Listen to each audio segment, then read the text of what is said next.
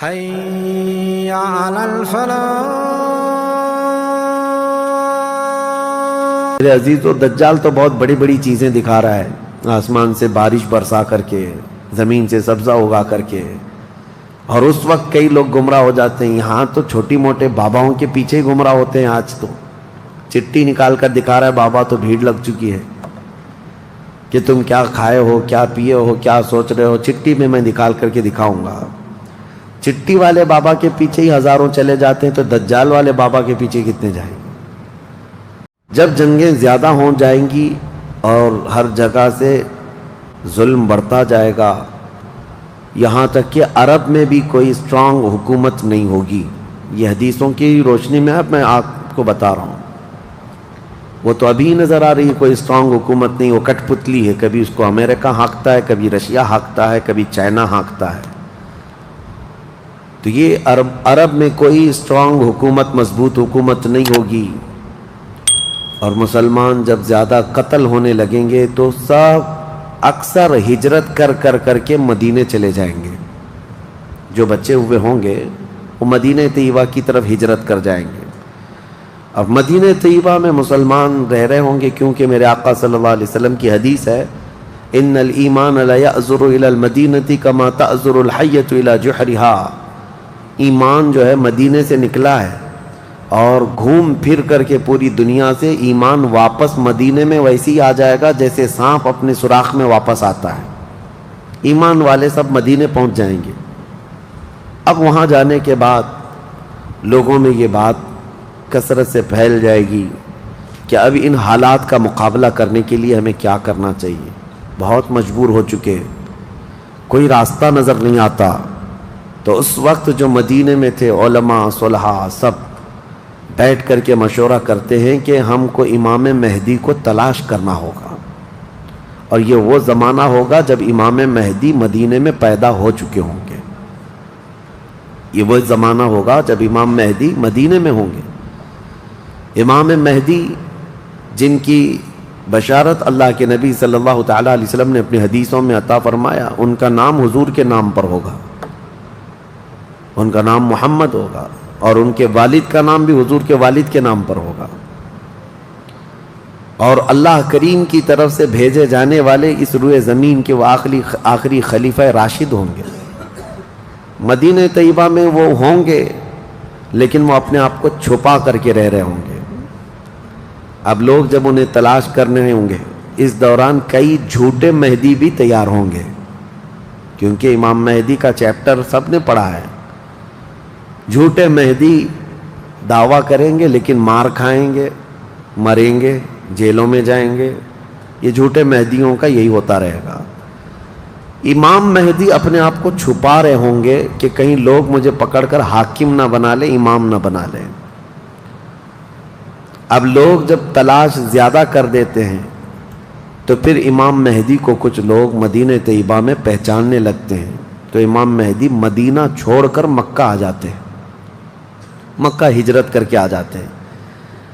اپنے آپ کو چھپا کر کے رہ رہے تھے مکہ مکرمہ میں۔ یہی رمضان کا موقع، وہ خانہ کعبہ کا طواف کر رہے ہوں گے، حجر اسود کے قریب لوگ۔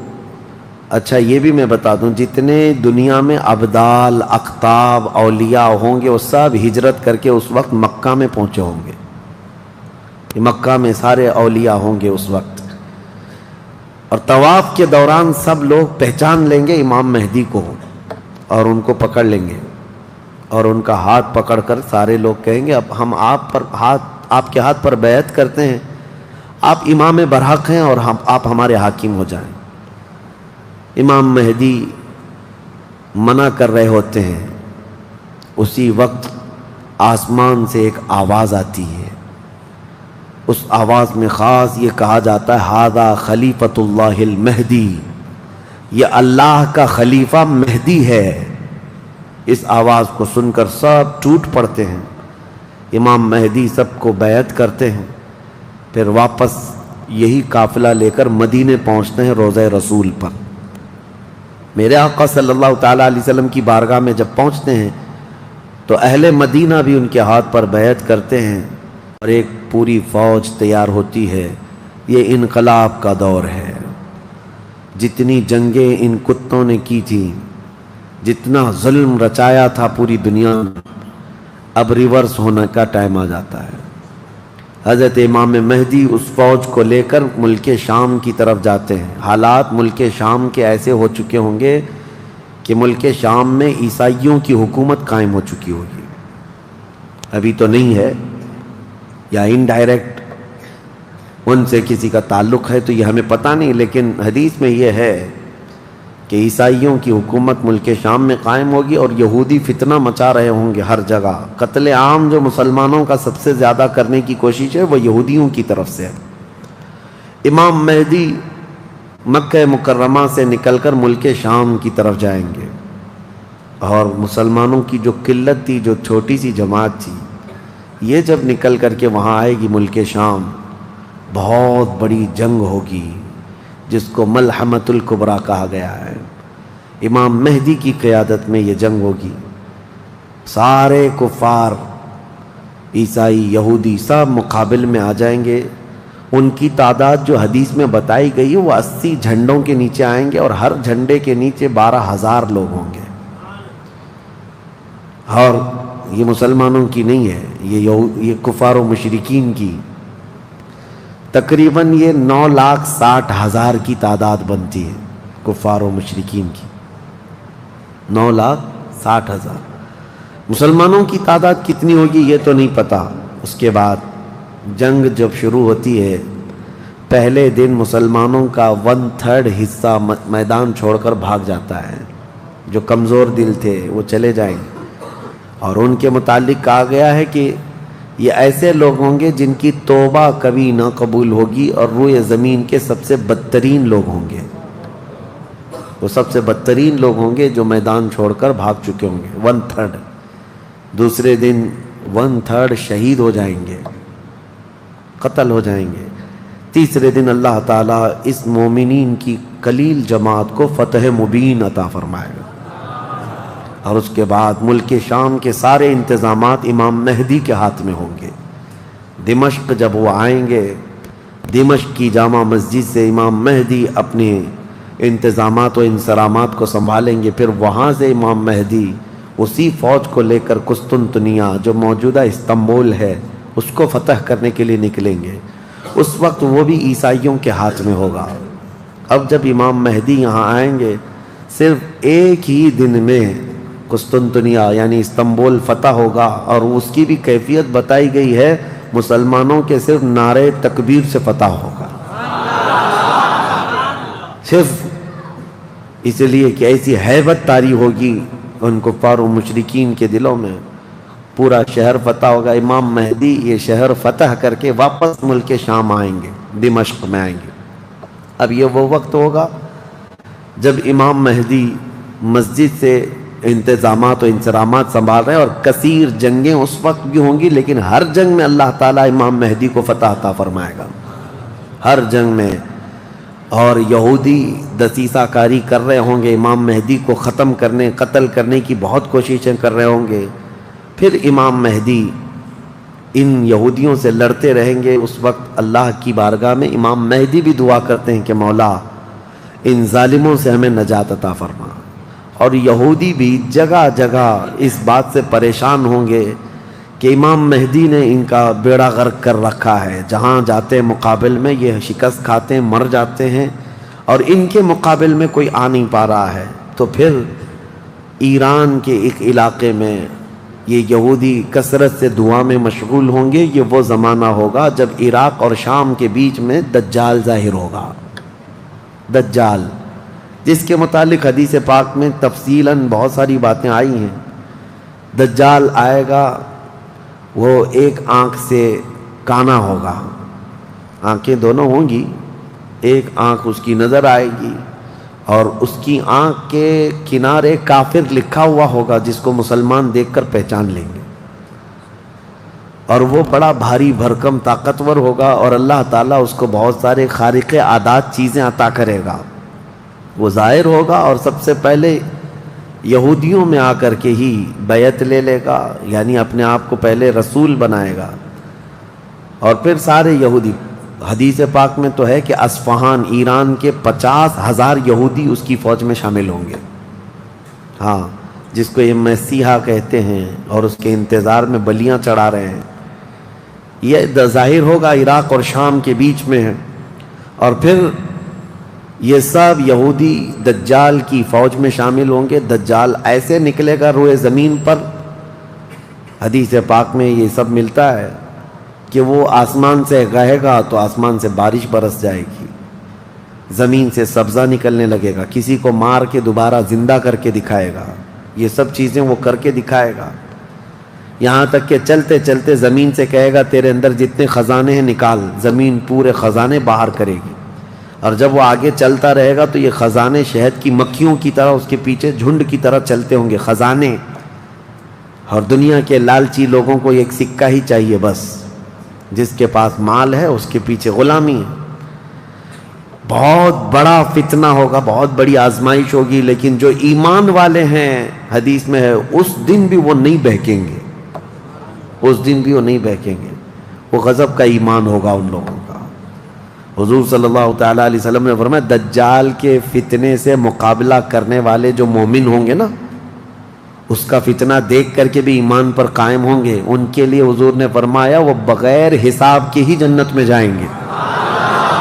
ان کا حساب نہیں ہوگا، وہ بنا حساب کے جنت میں جائیں گے. تو دجال روئے زمین پر گھوم رہا ہوگا اور فتنہ مچا چکا ہوگا. پہلے تو رسول کہتا رہا، اس کے بعد پھر خدائی کا دعویٰ کرے گا کہ میں خدا ہوں. اس کی خدائی کو ماننے والے وہ یہودی بھی ہوں گے، عیسائی بھی ہوں گے، بہت سارے مسلمانوں میں بھی گمراہ ہو چکے ہوں گے. جن کا پہلے سے ایمان مضبوط نہیں تھا وہ اس کے پیچھے چل پڑیں گے. وہ ہزاروں کی تعداد میں لوگوں کو کافر بنا چکا ہوگا. میرے عزیزو، دجال تو بہت بڑی بڑی چیزیں دکھا رہا ہے. آسمان سے بارش برسا کر کے، زمین سے سبزہ اگا کر کے.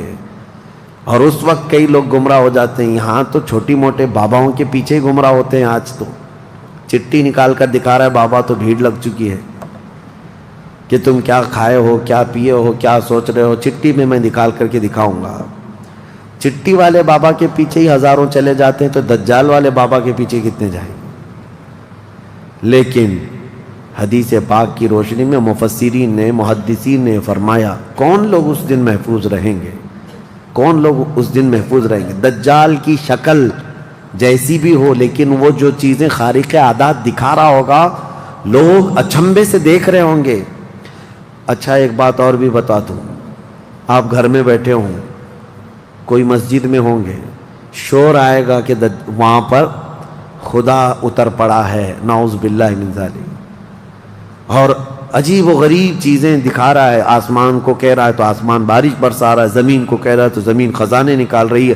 کچھ لوگ جو گھر میں بیٹھے ہوں گے، توجہ یہ بہت اہم بات کہہ رہا ہوں، کہیں محفل میں ہوں گے، مسجد میں ہوں گے، جب یہ شور آئے گا تو کچھ کہیں گے کہ چلو ہم بھی جا کر دیکھ کے آتے ہیں. تو کچھ لوگ یہ کہہ کر کے اٹھیں گے اور جا کر کافر ہو جائیں گے. اور کچھ لوگ وہ ہوں گے جو جیسے سنیں گے اپنے آپ کو گھر میں ایسے مضبوط بند کر لیں گے کہ ان کو ہوا آنے کی بھی خواہش نہ رہے، اس طرح اپنے آپ کو محفوظ کر لیں گے. اور بزرگوں نے لکھا ہے کہ اس وقت اس کے فتنے عروج پر ہوں گے، لوگوں میں صرف اور صرف چرچا یہی ہوگا. اسی لیے میں اکثر یہ میڈیا کو دجالی میڈیا کہتا ہوں. اس کی وجہ یہی ہے کہ دجال کے آدھے سے زیادہ کام یہ میڈیا والے کرتے ہیں. سب جگہ پھیلائیں گے افواہیں، بہت جھوٹ کو سچ کر کے دکھاتے رہے، سچ کو جھوٹ کر کے دکھاتے رہے. یہ میڈیا یہی سب کام کرتی رہے گی.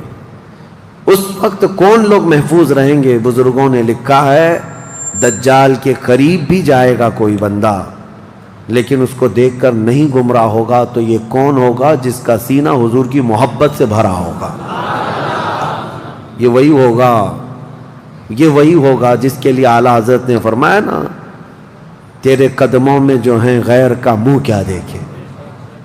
حضور کے قدموں میں جو پڑے ہیں وہ غیر کا منہ کیا دیکھیں. کون نظروں میں جچے دیکھ کے تلوا تیرا. اب یہ دجال گھومتا ہوا جب فتنہ بہت برپا کر چکا ہوگا، مکہ جائے گا، پہلے یہ یمن جائے گا، یمن میں بھی بہت فتنہ پھیلائے گا، اس کے بعد پھر مکہ آئے گا. مکہ کی سرحدوں کو اللہ تعالیٰ فرشتوں سے محفوظ کر رکھا ہوگا، فرشتے اسے داخل ہونے نہیں دیں گے، ماریں گے اور داخل نہیں ہو سکے گا۔ پھر مدینہ جائے گا، مدینہ طیبہ اپنی پوری فوج لے کر کے داخل ہونے کی، 2 شہروں کے علاوہ پوری دنیا کے ہر شہر گھومے گا، ہر شہر گھوم چکا ہوگا 2 شہروں کے علاوہ، مکہ مکرمہ، مدینہ طیبہ۔ مدینہ طیبہ کے سرحد پر آئے گا، وہاں پر بھی اللہ کے فرشتے پہرا دے رہے ہوں گے، میرے مصطفیٰ کا شہر ہے، دجال نہیں آ سکتا۔ لیکن اس کا شہرہ جب مدینے کے باہر بہت پھیل چکا ہوگا، مقام جرف ایک جگہ ہے، وہاں تک وہ پہنچ چکا ہوگا جہاں آج بادشاہ نے ایک پیلس بنایا ہوا ہے، ان لوگوں نے ایک پیلس بنا کر رکھا ہے وادی جرف میں، وہاں تک پہنچے گا تو مدینہ طیبہ کے ایک عالم وہ جائیں گے، اس سے مناظرہ کریں گے، ڈیبیٹ کریں گے، صرف مناظرے کے کرنے کی وجہ سے اس عالم دین کو وہ قتل کر دے گا، قتل کر کے اس کے بعد پھر ان کو دوبارہ زندہ کرے گا، اور اس کے بعد کہے گا کہ دیکھا میری طاقت۔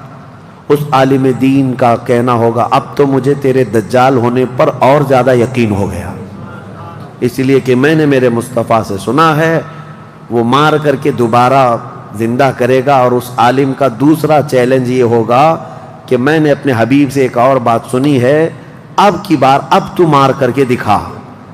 دوسری بار حدیث پاک میں ہے، دوسری مرتبہ اس عالم کو قتل کرنے کی 1000 کوشش کرے گا لیکن مار نہیں سکے گا۔ وہ عالم ربانی بیان کریں گے، اللہ کے نبی صلی اللہ علیہ وسلم کی بیان کی ہوئی علامات یہی ہیں، ایک بار قتل کر کے اٹھائے گا لیکن دوبارہ وہ مار نہیں سکے گا۔ یہ فتنہ پھیلا ہوگا دجال کا، اور یہ گھومتے پھرتے ملک شام پہنچے گا جہاں امام مہدی ہوں گے۔ امام مہدی یہودیوں سے جنگ کرتے کرتے اور دجال کے فتنوں سے فیس کرتے کرتے وہاں پر ہوں گے، ملک شام میں، دمشق میں، دعا کر رہے ہوں گے، اللہ ان کے فتنوں سے بچا۔ ایک عصر کی نماز ہوگی، جب امام مہدی نماز کے لیے جا رہے ہوں گے، 2 فرشتوں کے پروں پر ہاتھ رکھتے ہوئے سیدنا عیسیٰ علیہ السلام اتر جائیں گے۔ حضرت عیسیٰ علیہ السلام اب بھی باحیات ہیں آسمانوں پر، اللہ کریم ان کو اتارے گا، وہ آئیں گے۔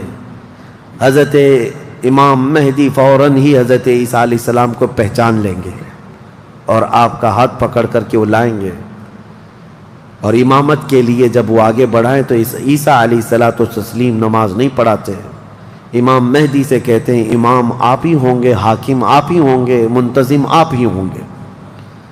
اب عیسیٰ علیہ السلام یہ بیان فرمائیں گے، میں تو صرف اور صرف دجال کے قتل کے لیے آیا ہوں۔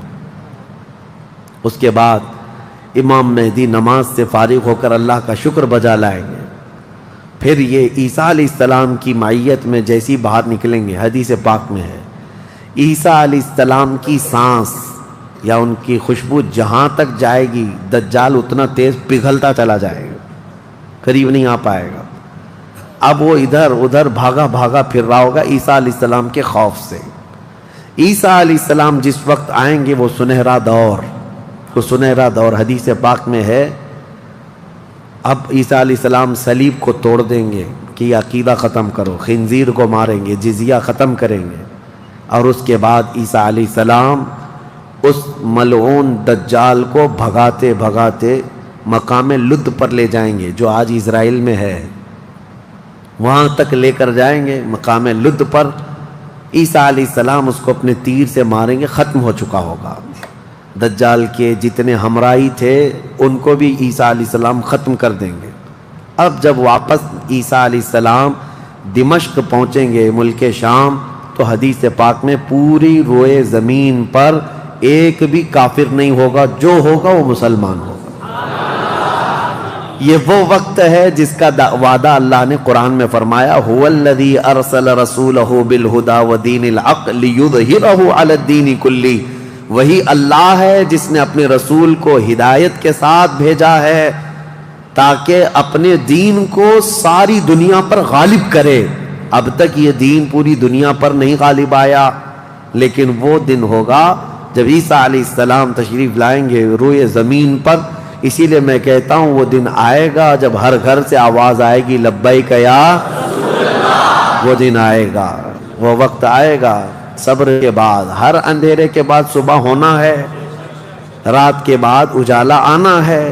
ہاں آج جو حالات ہیں انشاءاللہ العزیز کچھ دیر کی خاموشی ہے، پھر شور آئے گا۔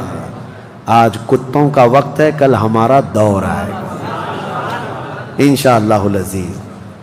میرے عزیزو، سیدنا عیسیٰ علیہ السلام جب اسے قتل کر چکے ہوں گے اور پھر روئے زمین پر صرف پرچم اسلام لہرا رہا ہوگا، امام مہدی کی عمر 49 سال یا 50 سال کے آس پاس ہوگی، وہ بیت المقدس میں انتقال کر چکے ہوں گے۔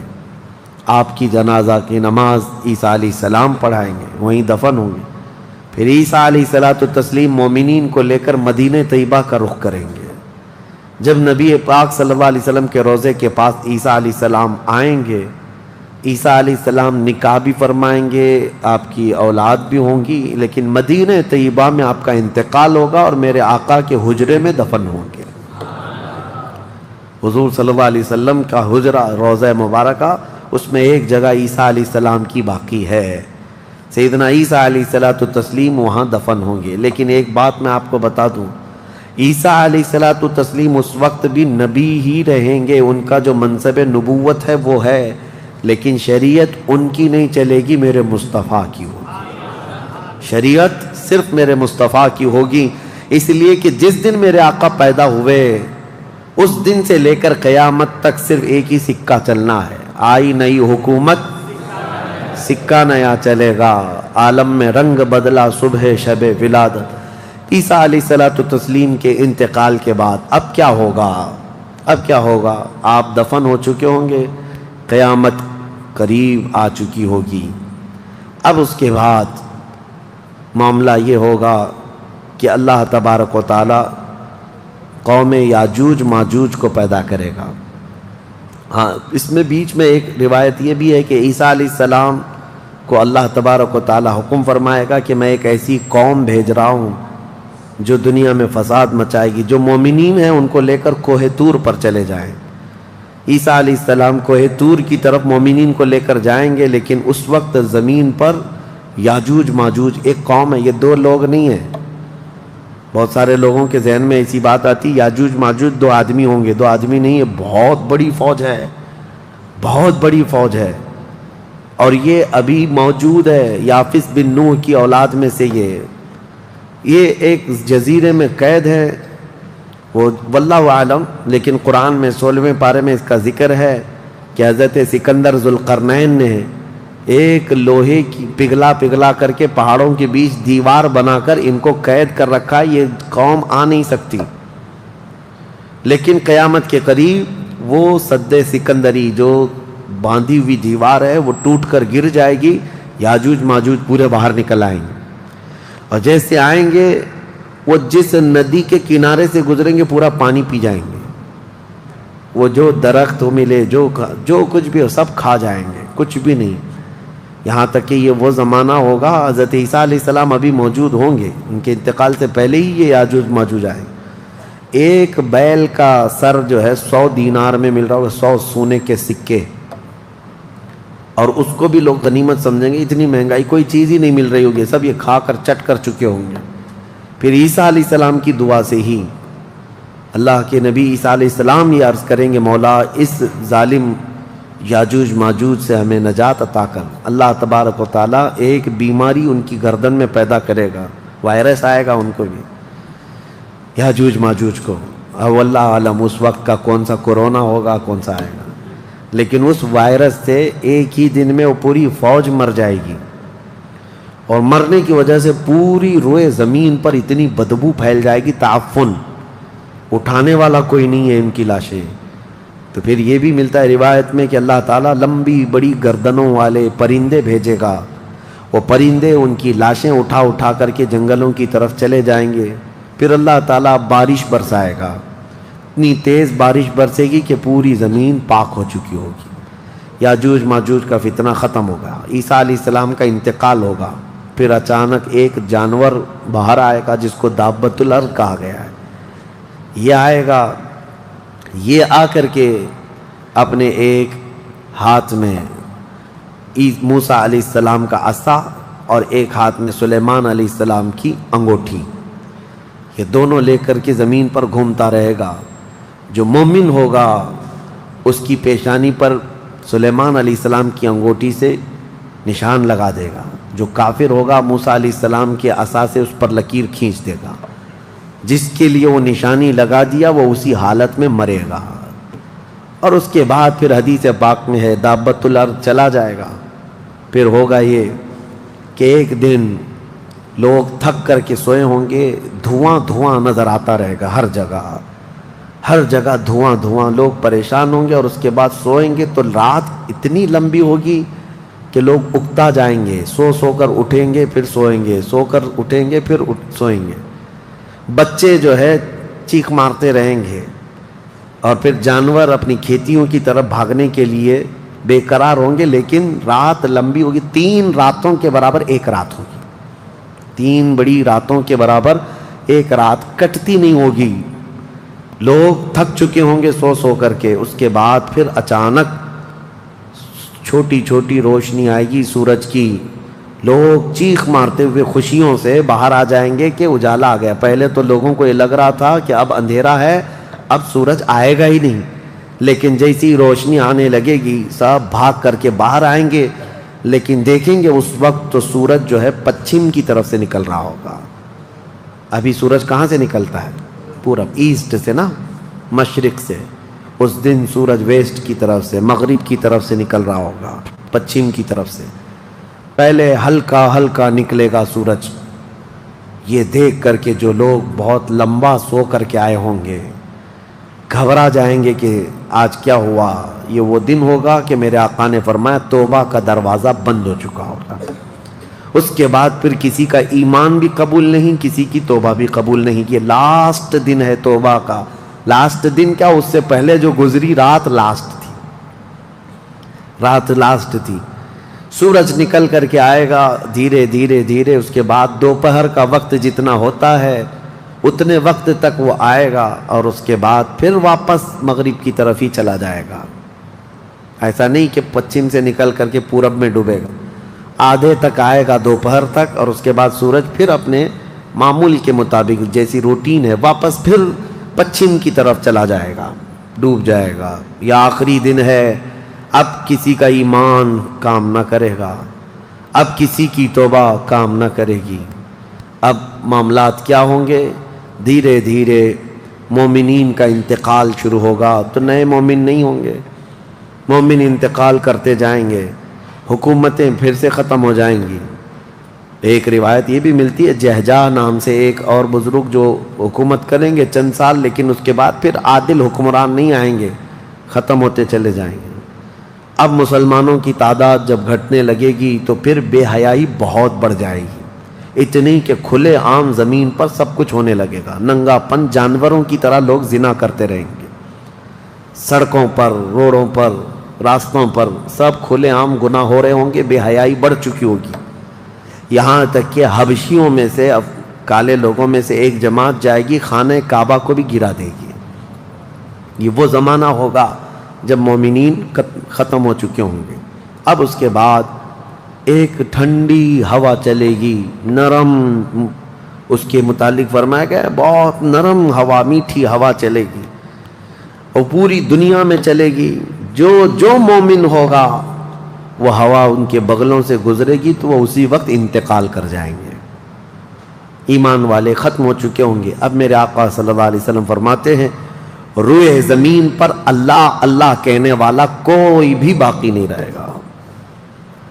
یہ اینڈ لاسٹ مومنٹ پر میں آ رہا ہوں، ختم ہونے کے قریب ہے۔ سب مومنین انتقال کر چکے ہوں گے اس ہوا کے بعد۔ اس کے بعد چند سال زندگی گزرتی رہے گی نارمل، لوگ اپنے اپنے کاموں میں مصروف ہوں گے۔ پھر اچانک ایک دن حضرت اسرافیل علیہ السلام سور پھونکیں گے۔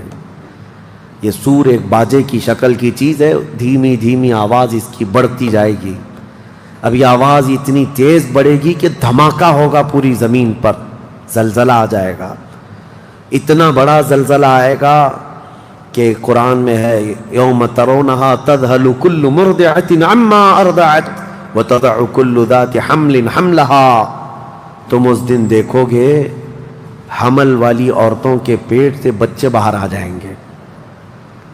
ہر آدمی جو دودھ پلانے والی ماں جو ہے بچے کو لے کر بیٹھی ہوگی، اس آواز پر وہ بچے کو اٹھا کر پھینک دے گی. کوئی ماں اپنے بچے کو پھینکے گی؟ لیکن وہ دن ہوگا جب ماں اپنے بچے کو پھینک دے گی. حاملہ عورت، اس کا پیٹ نکل کر کے بچہ باہر آ چکا ہوگا. لوگ جو کام کر رہے ہوں گے وہیں پر سب اپنے کام چھوڑ چکے ہوں گے. اور اس کے بعد پھر اسی سور کی آواز کے بڑھتے بڑھتے جب زمین میں زلزلے آئیں گے سب ختم ہو چکے ہوں گے، سب کی موت ہوگی. پھر اللہ فرماتا ہے وَتَكُونُ الْجِبَالُ كَالْعِهْنِ الْمَنْفُوشِ، پہاڑوں کو دھنی ہوئی روئی کی طرح اڑایا جائے گا. اِذَا الشَّمْسُ كُوِّرَتْ وَإِذَا النُّجُومُ انْكَدَرَتْ وَإِذَا الْجِبَالُ سُيِّرَتْ، جب تم دیکھو کہ سورج کو کالا کر دیا جائے گا، تارے آپس میں ٹکرا دیے جائیں گے، پھاڑ دیے جائیں گے، اور سمندروں میں آگ لگا دی جائے گی. یہ سب پوری دنیا تہس نہس ہو چکی ہوگی، ختم. یہ قیامت ہے.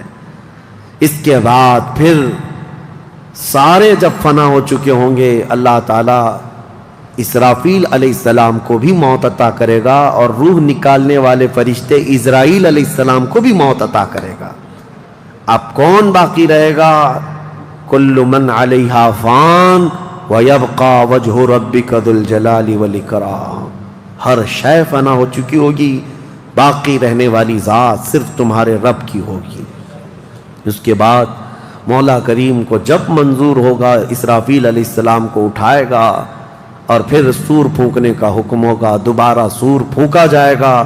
اب وہ جو منظر ہے وہ ایک الگ دنیا ہے، وہ ایک الگ دنیا ہے، عالم آخرت ہے. جب سور پھونکا جائے گا تو آدم علیہ السلام سے لے کر قیامت تک جتنے انسان جنات آئے تھے سب کو اٹھایا جائے گا. حدیث پاک میں ہے اب وہ دوسرے سور سے، نفخہ ثانیہ سے سب سے پہلے جو اٹھے گا میرے آقا صلی اللہ علیہ وسلم اپنی قبر سے اٹھیں گے.